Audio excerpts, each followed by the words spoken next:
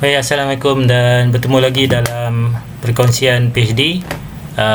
Yang fasa yang pertama telah pun kita selesai, ada dua perkara hari itu berkenaan dengan persediaan kita dalam PhD. Baik, saya sambung kepada dua lagi perkara, iaitu berkaitan dengan perkara yang menyebabkan kita perlu untuk membuat persediaan yang lebih baik sebelum kita menyambung pengajian kita dalam bidang PhD. Yang ketiga ya, daripada sambungan topik yang lepas, iaitu kita tidak membezakan kehendak penaja dan juga universiti.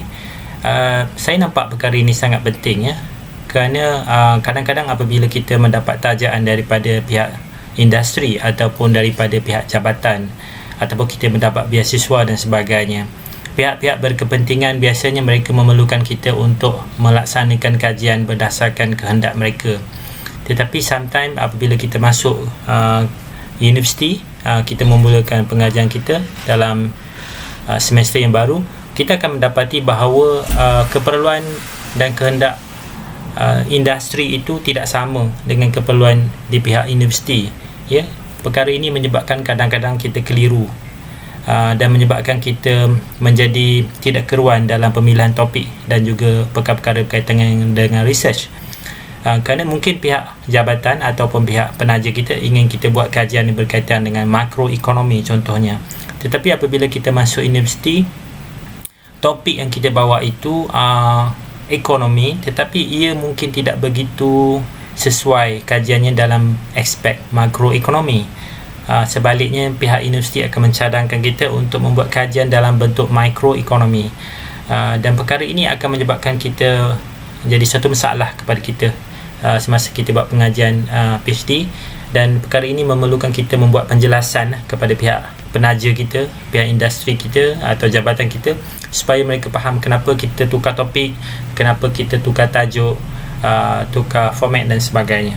Baik, yang kedua, calon biasanya akan sudah pasti memilih ya perkara yang berkaitan dengan apa yang telah dicadangkan oleh universiti.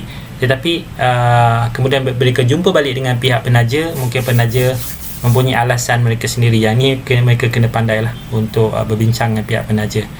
Dan yang ketiga, yang saya berdasarkan pengalaman saya sendiri adalah kadang-kadang apabila kita memilih universiti pun kita tidak begitu concern berkenaan dengan topik dan juga kepakaran ya. Kita lebih kepada mencari universiti yang mungkin dulu kita pernah belajar dekat, contoh Universiti Malaya, ataupun kita actually first degree kita buat di UKM. Jadi kita prefer untuk pergi ke universiti yang sama sebab kita ingin mencari environment yang sama.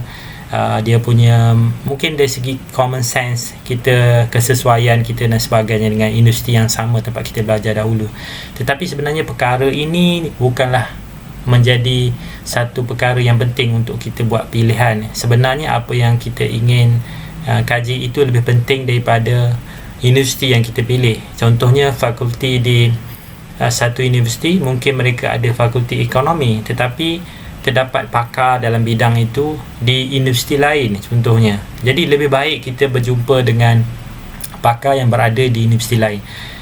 Kewujudan pakar dalam bidang itu sebenarnya sangat penting dan lebih penting daripada universiti itu. Ini yang ramai calon PhD mungkin membuat kesilapan kerana mungkin universiti itu dekat dengan rumah, ataupun dia suka environment universiti itu dan sebagainya. Jadi kajian kita itu akan memakan masa 3.5 tahun contohnya. Kita kena ingat, kita kena submit thesis dan sebagainya, dan ia sangat berkaitan dengan kepakaran yang berada, yang berkaitan dengan topik yang kita pilih. Okey, yang akhirnya adalah ini yang sangat banyak berlaku ya, iaitu kita tidak tahu kemampuan diri. Kadang-kadang apabila kita start belajar master atau PhD ni, kita merasakan bahawa program ini, especially PhD lah, kita rasa ia senang sebab kita pernah buat master. Mungkin kita pernah buat 2-3 tahun lepas dan kita merasakan kesusahan dalam melakukan master. Dan kita rasa bila kita buat PhD, dia perkara yang hampir sama, cuma nak tambah. Orang kata master mungkin dalam 4 topik ataupun 5 topik, tapi PhD ada 7 topik.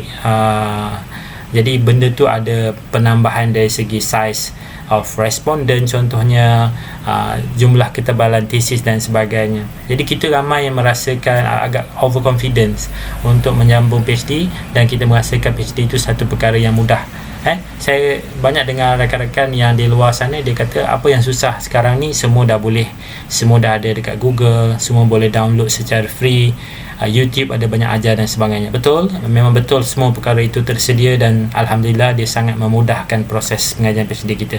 Tapi itu tidak cukup, kerana PhD itu laluan dia amat unik dan juga ada kesukaran-kesukaran dia yang kita akan lalui.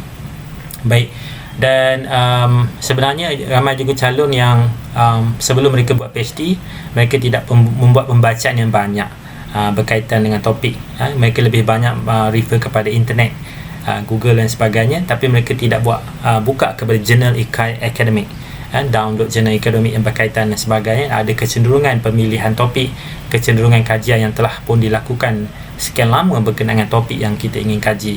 Dan ini adalah satu perkara yang sangat penting, pemilihan topik ini. Mungkin kita akan belajar, kita akan cuba share, saya akan cuba share dengan tuan-tuan dan puan dalam segmen yang akan datang. Dan akhirnya adalah calon tidak bergaul dengan calon-calon yang sedang buat PhD dan juga master. Bila orang kata PhD itu adalah learning journey, jadi kita ingat kita belajar seorang-seorang. Sebenarnya kita buat kesilapan. Kita sepatutnya berjumpa dengan ramai calon yang sedang mengikuti pelajaran dalam bidang PhD terutamanya. PhD dia sangat unik, dia tak sama dengan master. Jadi dekat situ nanti kita akan nampak that mereka akan cuba kongsi tips kepada kita, kongsi pengalaman mereka dan kongsi masalah mereka. Ini sangat penting untuk kita dengar dan kita hayati. Baik, inilah dua video yang saya buat untuk tuan-tuan dan puan-puan. Mungkin tuan-tuan dan puan-puan bolehlah kongsi ataupun subscribe My PhD MY tadi dan kongsi dengan kawan-kawan untuk mendapatkan maklumat yang lebih sedikit tentang persediaan awal kita sebelum kita menyambung pelajaran kita dalam bidang PhD ataupun master. Ada banyak lagi topik dan juga perkara yang ingin saya kongsi. InsyaAllah saya akan cuba buat video-video yang seterusnya untuk dikongsikan bersama-sama untuk kepentingan kita bersama. Sekian, Assalamualaikum warahmatullahi wabarakatuh dan selamat belajar. Assalamualaikum.